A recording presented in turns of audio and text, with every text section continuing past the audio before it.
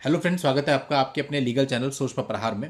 दोस्तों, काफ़ी दिन से मैं आप लोगों के लिए वीडियो नहीं ला पाया बिकॉज स्कार्टी का पेन जो होता है वो ट्रिगर्ड हुआ था, जिसकी वजह से बैठने में, चलने में, फिरने में असमर्थ था और अभी भी केवल 5 7 10 मिनट ही बैठ पा रहा हूँ। तो मुझे लगा आज वीडियो आपके लिए लेकर के आते हैं। ये वीडियो दोस्तों पूरी तरह से डेडिकेटेड है 498A के कंप्लेंट केस पर। आपकी वाइफ आपके ऊपर 498A करती है। मैक्सिमम टाइम तो ये होता है कि पुलिस में जाकर के एक एफआईआर आपके ऊपर कर देती है, लेकिन कुछ मामलों में जहां पर पुलिस उसकी एफआईआर को एक्सेप्ट नहीं करती है, वहां पे वो 156(3) सीआरपीसी में कोर्ट में आवेदन देती है कि पुलिस को निर्देशित किया जाए कि एफआईआर करें। और जहां पर परिस्थितियां ऐसी होती है कि कोर्ट भी ऐसा कोई निर्देश पुलिस को नहीं देती, तो कोर्ट उसको कंप्लेंट केस में कन्वर्ट करने का आदेश दे देती है।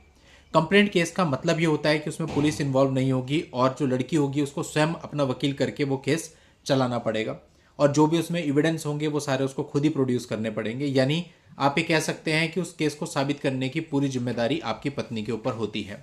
अब अगर उसने उसमें काफ़ी सारे तथ्य मेंशन किए हैं, बहुत सारी चीज़ें उसमें लिखी हैं और वो उनको साबित नहीं कर पाती है, तो उसका केस वैसे ही खारिज हो जाएगा। यानी कि पुलिस केस की अपेक्षा ये जो केस होता है इसमें आपको ज़्यादा सहूलियत और ज़्यादा आसानी रहती है। तो इस तरह का जो 498A का केस होता है, इसको कैसे डील करना है उस पर ही आज का ये वीडियो है। देखिए, इस तरह का जो कंप्लेंट केस होता है, कई बार आपको ऑनलाइन इसकी जानकारी मिलती है, कई बार किसी और माध्यम से, बिकॉज इस केस में एकदम से आपको समनिंग नहीं होती है। अब जो नए लॉ आए हैं यहाँ पर क्या है कि अगर ऐसा कोई केस आपकी पत्नी फाइल करती है तो आपको एक समन आएगा, लेकिन वो समन इसलिए नहीं आ रहा है कि आप आरोपी हैं। वो समन केवल आपको इसलिए आ रहा है कि आपको वहां कोर्ट में अपीयर होकर के अपना पक्ष रखना है, और उस पक्ष को जानने के बाद ही कोर्ट ये डिसाइड करेगा कि आपको उसमें आरोपी बनाना चाहिए या नहीं, यानी कि उसमें कॉग्निजेंस लेना चाहिए या नहीं। तो आपको वहां पर जरूर जाना चाहिए और अपना पक्ष रखना चाहिए, और अगर कुछ प्राइमा फेसी एविडेंस है तो वो भी आप दे सकते हैं। अपना पक्ष भी आपको रिटर्न में रखना चाहिए।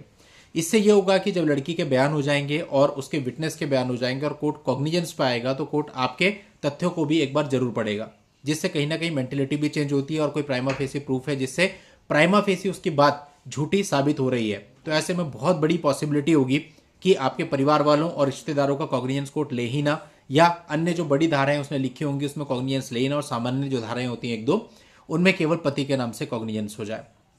तो ये मौका आपको नहीं चूकना चाहिए।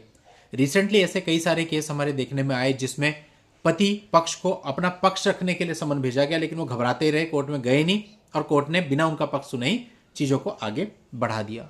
तो ऐसा आपको नहीं करना है, आपको जरूर जाना है और अपना पक्ष रखना है। उसमें आपकी कोई हानि नहीं है, उसमें कोई बेल की जरूरत नहीं है, नथिंग। आप जाइए कोर्ट में, आप आरोपी हैं ही नहीं, आपको तो जस्ट बुलाया गया सुनने के लिए। ठीक है। तो अब बात कर लेते हैं कि चलिए ये सब हो गया और इसके बाद कॉग्निजेंस हो ही गया, और उसमें कुछ लोगों के खिलाफ जो है ऑर्डर हो गया कि भाई इन लोगों को समन किया जाए। पति को हो सकता है पति और पति के माँ बाप को, हो सकता है पति और पति की माता जी को, जो भी 2 3 लोगों को समन हुआ है, या अकेले पति को भी समन हुआ है, तो वो समन हमेशा कॉग्निजेंस ऑर्डर के बाद होगा। अभी कल भी मैं किसी से बात कर रहा था, वो कह रहे थे ऐसा ऐसा एक कंप्लेंट केस है और उसमें क्या करना चाहिए। क्या करना चाहिए उसके लिए पहले ये बहुत जरूरी है कि आप वो कॉग्निजेंस ऑर्डर कोर्ट से निकालें, क्योंकि वो एक डिटेल्ड ऑर्डर होगा जिसमें कोर्ट ने रीजन बताए होंगे कि किन रीजन से कोर्ट को ऐसा लगा कि इन अपराधों को आपने कारित किया और कोर्ट ने कॉग्निजेंस लिया। क्योंकि अगर आप उसको कभी भी चैलेंज करोगे तो आप उस पर्टिकुलर ऑर्डर को चैलेंज करोगे, चाहे आप सेशन कोर्ट में करो, चाहे आप डायरेक्ट हाई कोर्ट में क्वेश्चन के लिए उस ऑर्डर को लेकर के जाओ। तो जब तक आपके पास ऑर्डर ही नहीं है, आप कैसे डिसाइड करोगे कि आपको किन आधारों पर उसको चैलेंज करना है।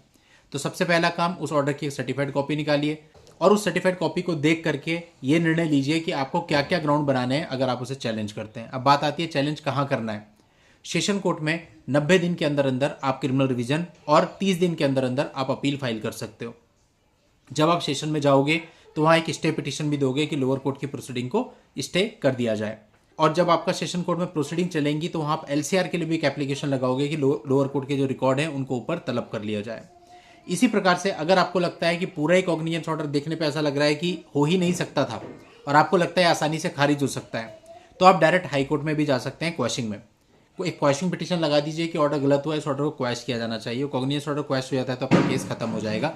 लेकिन केवल तभी जाइए जब आपको लगता है कि क्वैश होगा, अदरवाइज आप केवल अपना टाइम वेस्ट करेंगे। तो इन सब चीज़ों के लिए कि आपको सेशन में उसको चैलेंज करना चाहिए या हाई कोर्ट में जाना चाहिए, पहले जरूरी है कि कॉग्निजेंस ऑर्डर को अच्छे से पढ़ा जाए, समझा जाए, उसके बाद कोई निर्णय लिया जाए।